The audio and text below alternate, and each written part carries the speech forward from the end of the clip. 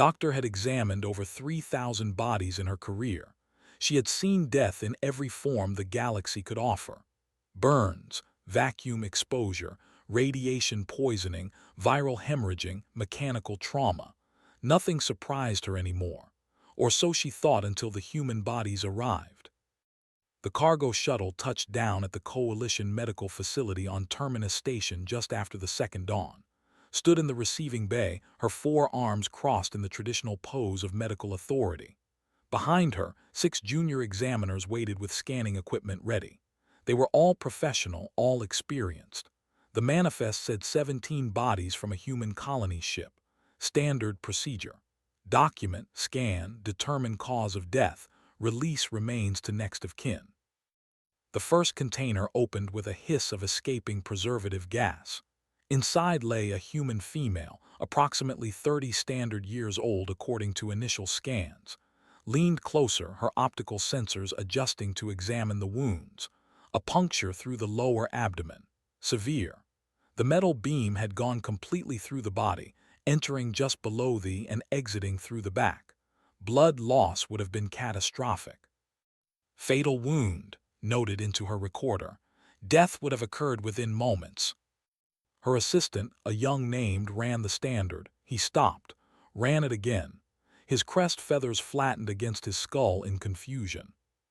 Doctor, the scan indicates this individual survived for approximately 2.3 hours after receiving this injury. Looked at him, check your equipment, that's impossible. Ran a diagnostic on the scanner, everything showed green. He ran the third time, same result. Moved to the body herself and placed her primary scanner against the human's cold skin. The data streamed into her neural implant. She felt her breathing slow as she processed what she was seeing. The wound had occurred exactly as it appeared. The beam had severed the inferior vena cava, punctured the liver, and caused massive internal bleeding. By every medical standard in the Coalition database, consciousness should have been lost in under 1 minute. Death should have followed in 3. Yet the tissue degradation patterns, the cellular decay markers, the residual chemical signatures in the bloodstream all pointed to the same impossible conclusion. This human had remained alive and active for over 2 hours. "Pull the ship logs," said quietly. "I want to see what this human was doing during those 2 hours." The team moved to the examination theater, a circular room with holographic projectors ringing the ceiling. Interfaced with the data core salvaged from the human ship. Security footage flickered to life around them. They watched in silence as the human female pulled herself through a corridor. The metal beam still protruded from her body. Behind her, a trail of frozen blood crystals marked her path. The ship had lost pressure. The temperature read -40 degrees. The human wore no protective suit. She crawled, hand over hand, pulling her ruined body forward. "What is she doing?" whispered one of the junior examiners. Enhance the footage, tracking the human's path through the ship's schematic. "She's heading to Section 7. That's where the manual bulkhead controls are located." They watched the human reach a junction. Her movements were slow, deliberate. She stopped several times and could see her body trembling in the cold vacuum. But each time she started moving again. 20 minutes of footage, 30, 40. The human finally reached the control panel. Her hands were black with frostbite. The footage showed her struggling with the manual override lever. It took her 7 attempts. On the 8th, the lever moved. Bulkhead doors slammed shut throughout Section 7. The human slumped against the wall. Her chest rose and fell 3 more times, then stopped. "Replay the ship's internal sensor data," said. Her voice sounded strange even to herself. The holographic display shifted, showing heat signatures throughout the ship. Section 7 lit up in warm yellows and oranges. 18 small signatures clustered together in one room. "The nursery," said softly. She sealed the nursery. Pulled up the casualty report. 18 human children, ages 2 to 7, survived the incident. They were found 3 days later when a coalition patrol responded to the emergency beacon. All 18 were alive because Section 7 had maintained pressure and heat. "Bring up the other bodies," ordered. Over the next 6 hours, they examined all 17 casualties. Each one told a similar story. A male engineer with both legs crushed beneath a collapsed support beam. He had lived for 90 minutes, long enough to reroute power from the main drive to life support. A female medical officer with a severed spinal cord at chest level. She had remained conscious for 40 minutes, sealing medication containers and water supplies in the nursery before dying. The most disturbing was Commander.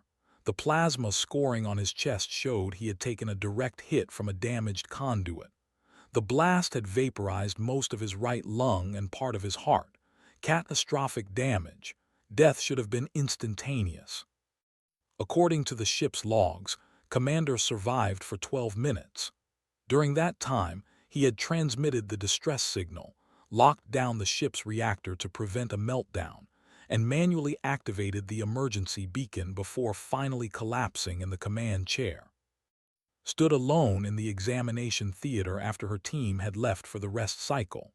The holographic displays still showed the ship schematics, the casualty reports, the impossible timeline of events. She had sent a query to the Coalition medical database hours ago. Now the response came through. In the entire history of the Galactic Coalition, spanning 400 species and 12,000 years, there were 0 documented cases of any species remaining conscious and functional after suffering immediately fatal injuries. 0 until now. Pulled up her personal database of human physiology. The species had only been part of the Coalition for 30 years. Their biology was relatively well documented, but clearly something had been missed. She examined the data on human neurology, cardiovascular systems, endocrine function. There, she stopped at a section about human stress response. The text described a cascade of chemicals the human body released in extreme situations: adrenaline, norepinephrine, cortisol, endorphins. The report noted that humans could perform remarkable physical feats under stress, but it was listed as a normal survival mechanism, nothing special. But the numbers were wrong. Ran the calculations again. If a human body released these chemicals in the quantities shown in her autopsies, the effect wouldn't be remarkable. It would be impossible. The human cardiovascular system would be flooded with compounds that would override pain reception, force the heart to continue beating despite catastrophic damage, and keep the brain conscious well beyond the point of death. It was suicide. The body would destroy itself. No species would evolve such a mechanism because it would kill them. Unless that was the point. Felt a chill run through her body despite the warm air of the examination theater. She pulled up the nursery footage again. 18 small humans huddled together in the sealed room, crying, calling for their parents. Alive. All of them alive. She thought about Engineer crawling through a frozen corridor with a metal beam through her body. She thought about Commander transmitting coordinates with half a heart. She thought about Medical Officer sealing supplies with a broken spine. They all died doing one thing: protecting the children. Opened a new file in her database.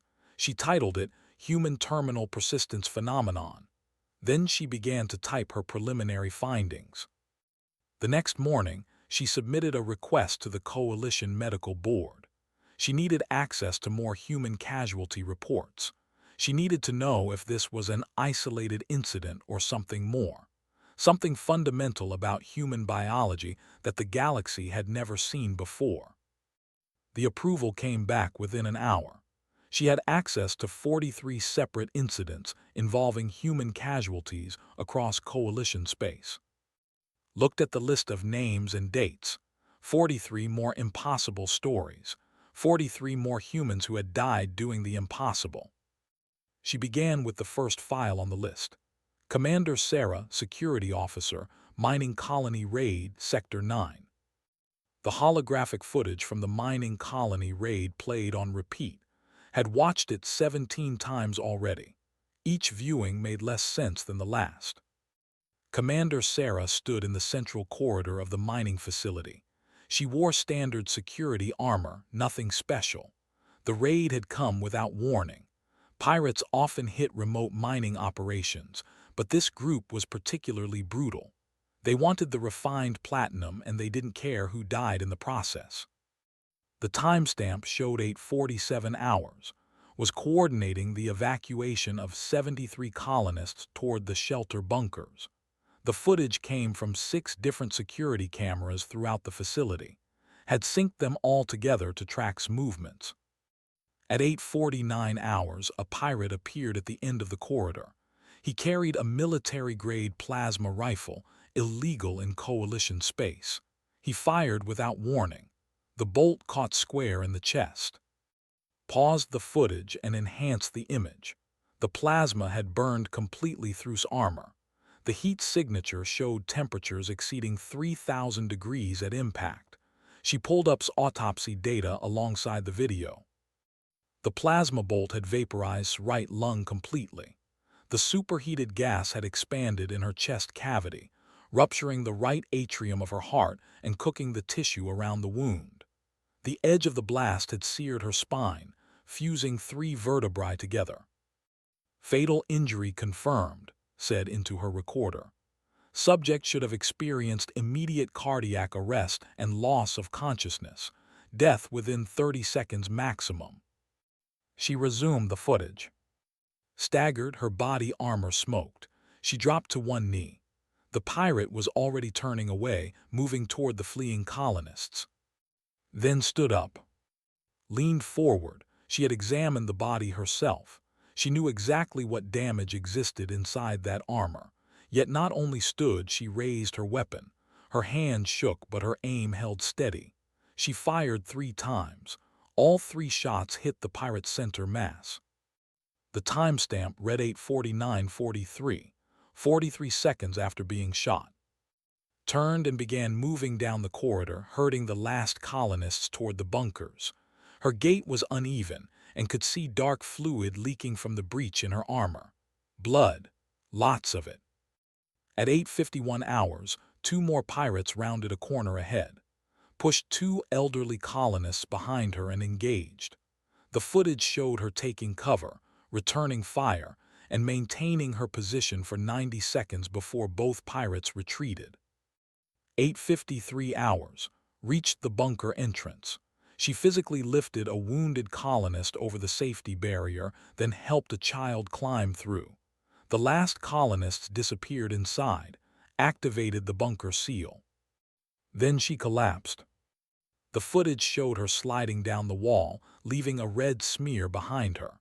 Her hand moved to her chest, pressing against the wound. Her mouth moved, speaking into her communication device, though the security system hadn't recorded audio. At 8:56:12, exactly 7 minutes and 29 seconds after being shot, stopped moving. Pulled up the casualty report from the raid. 41 colonists died. 73 survived, all because they reached the bunkers. Had been credited with saving at least 15 of them directly. Called to her assistant. Pull up case file 37. Station Fire, Frontier Station Gamma. The holographic display shifted.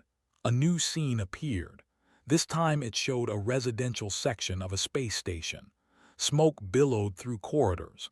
Fire suppression systems had failed in sections 12 through 19. The timestamp read 11:34 hours. Was a maintenance worker, age 42.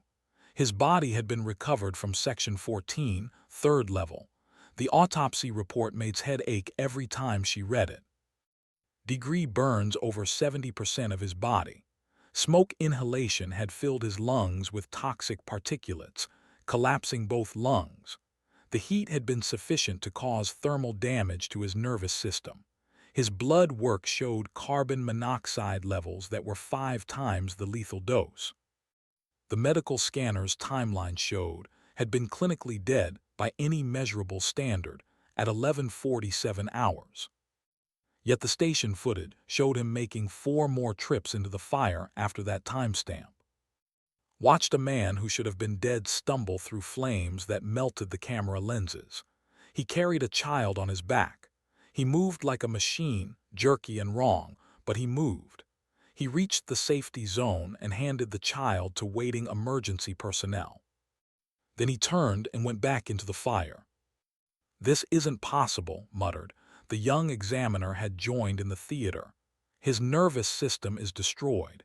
He shouldn't be able to move at all." Made 3 more trips. Each time he emerged with a person, a teenager, an elderly, another child. Each time his movements were slower, more erratic. The last time he didn't walk. He crawled out, dragging an unconscious woman behind him. He pulled her to safety. Then his body simply stopped, frozen in place like a machine that had run out of power. The final count showed had saved 6 people after he was medically dead. "Run the cellular analysis again," ordered. "Focus on the muscle tissue." Brought up the microscopic scans. Studied the human muscle cells, zooming in on the mitochondria. There. She saw it. The cells showed a pattern she had never encountered before. They had continued functioning in an oxygen-depleted state, burning through ATP reserves at an impossible rate. "They're destroying themselves," she said quietly. "The cells are essentially committing suicide to keep the body moving." She pulled up more case files. A pilot who held a damaged shuttle steady for 3 minutes after a support beam crushed his skull, giving his passengers time to evacuate. A doctor who continued performing surgery for 20 minutes with a punctured heart, finishing the procedure before dying over her patient. A firefighter who absorbed a chemical explosion meant for a child, his body shielding the youth from lethal radiation while his own cells disintegrated. 43 cases, 43 humans who had operated well beyond death, and in every single case they had been saving someone else. Called up doctor, a colleague specializing in evolutionary biology. His face appeared in the holographic display, his crystalline features reflecting the light. "I need your analysis," said. She transmitted her data files. "Look at these cases and tell me how this evolved." Was silent for a long time as he reviewed the information. When he finally spoke, his voice carried a strange tone couldn't identify. "This shouldn't have evolved at all," he said. "By every principle of natural selection, this trait should have been eliminated millions of years ago. These humans are sacrificing themselves. They're removing themselves from the gene pool to save others. That's evolutionary suicide." "But it happened," insisted. "The evidence is here. 43 documented cases, and these are just the ones I have access to. There are probably thousands more." "Then there's only one explanation," said slowly. "Humans don't evolve at the individual level. They evolve as a collective. When one dies saving 3, the species considers that a genetic victory. When a parent dies protecting offspring, that's a successful evolutionary outcome. Their biology supports group survival over individual survival." Looked at the frozen image of his body charred beyond recognition, having just saved his 6th person. "They have a self-destruct mechanism," she said, "built into their biology. When they detect others in danger, their bodies can override death itself, not to save themselves, to save someone else." "That's insane," said. "No species would develop that." "Humans did." The holographic display showed all 43 cases now, faces and names floating in the air around.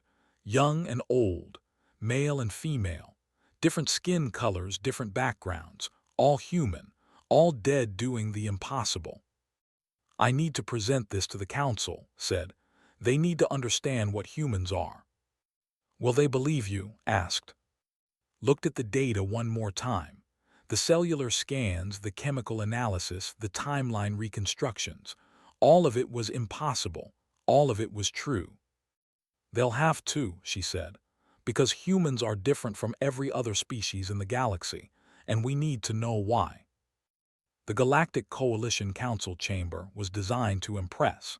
500 meters across, the domed ceiling projected a real-time view of the stars beyond. Representatives from 47 species occupied the tiered seating, their varied forms creating a mosaic of galactic diversity. At the center stood the presentation platform, a circular stage that rotated slowly to face each section of the audience. Stood on that platform now, feeling the weight of several hundred eyes upon her. Some were optical sensors like her own. Others were heat-receptive pits, electromagnetic field detectors, or sensory organs she couldn't even name, all focused on her. "Honorable Council members," she began, her voice amplified by the chamber's acoustic systems. "I have completed my analysis of human casualty incidents across Coalition space. My findings require immediate attention and may necessitate changes to our emergency response protocols." The holographic projectors activated around her. The first image showed the wreckage of the Steadfast Hope, the human colony ship where her investigation had begun. 17 humans died in this incident. 18 children survived. The correlation between these numbers is not coincidental. She pulled up the autopsy data, the medical scans, the ship logs. The council chamber was silent as she walked them through the timeline. Engineer crawling with a metal beam through her abdomen. Commander transmitting coordinates with half a heart. Medical officer sealing supplies with a severed spine. Each of these individuals suffered injuries classified as immediately fatal by coalition medical standards, continued. Yet each continued functioning for extended periods, not minutes, hours in some cases. Council member, with bioluminescent scales, raised a, "Doctor, are you suggesting the medical classification system is flawed?" "No, counselor. The classification system is accurate for every species we've encountered, except humans." She brought up the cellular analysis, showing the impossible metabolic processes. The council members leaned forward, their various forms of attention sharpening. Humans possess a unique biological mechanism. When their brains detect imminent danger to others, particularly to offspring or their designated community, their endocrine system floods the body with a specific chemical combination. This cocktail overrides pain reception, forces cardiovascular function beyond normal parameters, and allows cellular operation in oxygen-depleted states. The holographic display showed pulling people from the fire after he was clinically dead. It showed Commander Sarah fighting with vaporized lungs. It showed 43 separate incidents of humans operating beyond death. "They're killing themselves," said quietly. "Deliberately. The human body has evolved a mechanism that allows it to consciously sacrifice itself for the benefit of others." The chamber erupted in noise. Representatives called out in a dozen languages. The translation system struggled to keep up. Words like impossible and evolutionary paradox and suicide mechanism echoed through the space. The council speaker, an ancient whose shell bore the scars of centuries, raised 3 of his appendages for silence. The chamber gradually quieted. "Doctor," the speaker said, his voice like grinding stone, "you are proposing that humans have evolved against the most fundamental principle of natural selection. Self-preservation is universal. Without it, a species cannot survive." "With respect, Speaker, humans did survive. They thrived. Humans went from primitive tool users to spacefaring civilization in less time than most species spend in their pre-industrial phase. They spread across their home system with remarkable speed. They adapted to environments that would kill most species." She pulled up population data, expansion charts, survival statistics from harsh colony worlds. "Humans don't measure survival at the individual level," said. "They measure it collectively. When one human dies saving 3, they consider the transaction successful. When a parent dies protecting offspring, they consider that a biological victory." She brought up the footage from the mining colony raid again. Sarah taking a plasma bolt to the chest and continuing to fight for 7 minutes. "This is Commander." She saved 15 colonists before dying. She had no offspring of her own. Many of the people she saved were not related to her genetically. She had no evolutionary reason to sacrifice herself for them. Then why did she? Asked council member, a being of pure crystallized thought suspended in a containment field. Because humans have evolved a concept they call duty, and honor and sacrifice. These are not just abstract ideas to them. These concepts are hardwired into their neurology. When a human perceives someone in danger, their brain chemistry changes. The survival instinct doesn't disappear. It expands.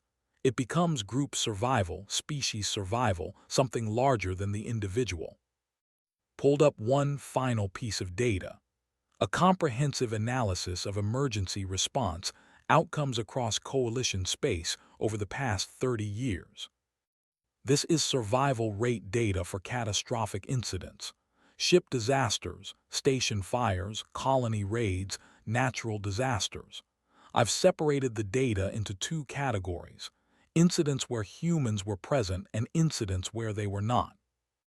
The numbers appeared in holographic form, rotating slowly so every council member could see them clearly. The difference was stark. When humans are present during a catastrophic event, overall survival rates increase by 34%. Across all species, humans don't just save themselves, they save everyone around them. The chamber was completely silent now. Every representative stared at the numbers. But the cost, said softly, the cost to humans themselves, is acceptable to them, finished. I've reviewed human cultural data, their literature, their historical records. This pattern appears throughout their entire development as a species. They have a saying, "Greater love hath no one than this, that someone lay down their life for their friends." This isn't poetry to them, it's biology. She pulled up the image of engineer one more time. The woman who crawled half a kilometer with a beam through her abdomen to seal the nursery. Humans are not fearless, said. The biological markers show they experience terror like any species, but they have evolved the capacity to act despite that fear, to override their survival instinct when they perceive a greater need. They can choose death if the purpose is sufficient. Council member Axe, a methane breather in a sealed environment suit, spoke through the translation system. "What are you recommending, Doctor?" Took a breath. This was the part that would determine everything. "I recommend that in all emergency situations involving multiple species, humans should be designated as primary first responders. Not because they are stronger or faster or more resilient, but because they possess a unique capacity for sacrifice that increases overall survival rates." "You want to weaponize human self-sacrifice," said, his scales dimming. "No, I want to acknowledge what humans already do naturally and create protocols that maximize survival for everyone while minimizing unnecessary human casualties. We cannot change their biology, but we can work with it instead of against it." She pulled up a proposed protocol system, emergency response hierarchies, support structures for human responders. Humans will run toward danger while every other species runs away. This is documented fact. We can pretend it doesn't happen, or we can build systems that channel this trait effectively. The council speaker was silent for a long moment. Then he spoke, his ancient voice carrying across the chamber. "You have presented unprecedented findings, Doctor. This council will consider your recommendations carefully. But I have one question. You have examined these humans extensively. You have seen what their biology does to them. In your medical opinion, is this trait a survival mechanism or a death wish?" Thought about engineer, about commander, and all the others. She thought about 18 children alive in a sealed nursery. She thought about the 73 colonists who survived because held her position. She thought about the 6 people pulled from the fire. "It's both," she said finally, "and that's what makes humans unique. They have evolved the capacity to choose death consciously, deliberately, for something they consider more important than their individual survival, purpose, legacy, meaning. To humans, these concepts are worth dying for, and because of that, the rest of us live. The council voted 3 days later.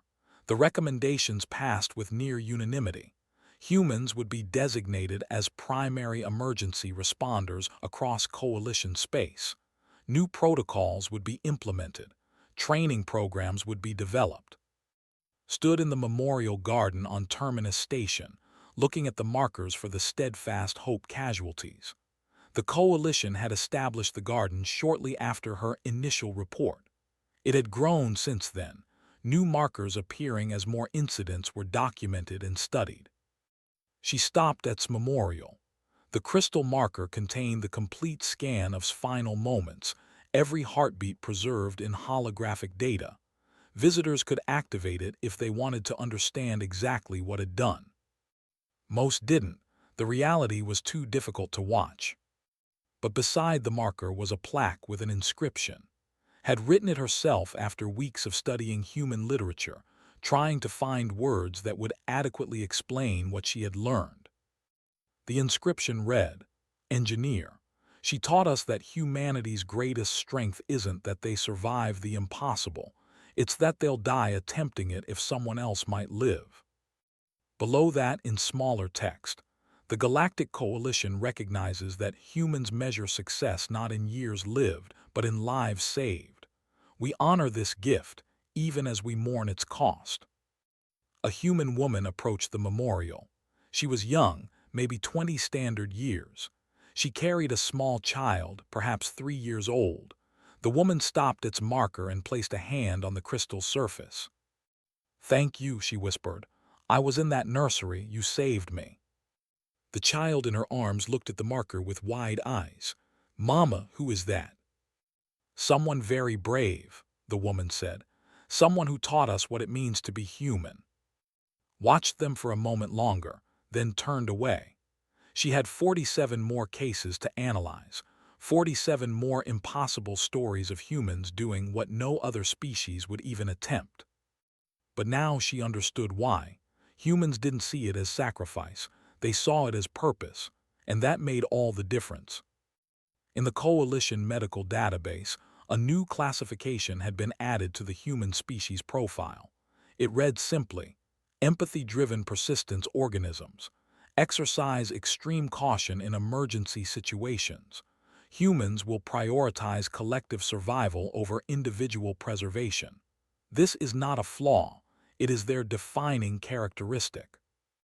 Had added one more note to the classification, a personal observation based on months of research. In moments of crisis, every species in the galaxy will calculate the odds of survival and act accordingly. Humans will calculate the odds of survival and act in spite of them. This is why they are dangerous. This is why they are valuable. This is why they are human. She returned to her laboratory and opened the next case file. Another impossible story. Another human who had done what evolution said they couldn't. Another reminder that humans had evolved something the rest of the galaxy had never considered: the strength to choose death if the cause was worthy. It was, reflected, both the most terrifying and the most beautiful thing she had ever encountered in her career. She began her analysis. There was still so much to learn about these strange, impossible, heroic creatures called humans.